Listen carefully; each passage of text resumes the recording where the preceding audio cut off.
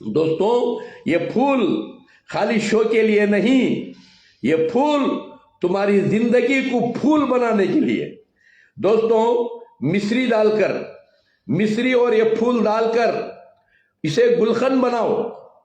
अगर गुलशन बनाकर आप इस्तेमाल करते रहोगे मेरे दोस्तों, आपके किडनियां महफूज रहेंगे, आपका लीवर महफूज रहेगा, आपके अंदर के पार्ट्स पूरे ताजे रहेंगे।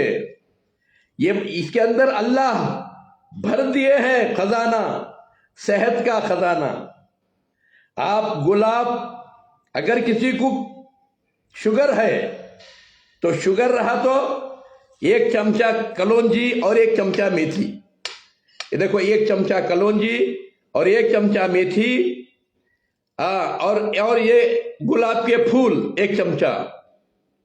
आज शहद में डाल के रखो।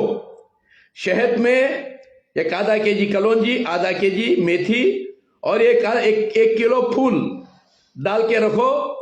1 चमचा खाओ और उसके ऊपर गर्म पानी पियो।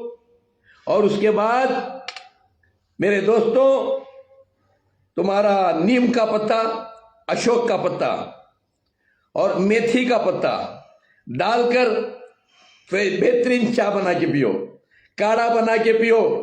आपका शुगर 3 महीने में जड़ से खत्म हो जाएगा इंशाल्लाह।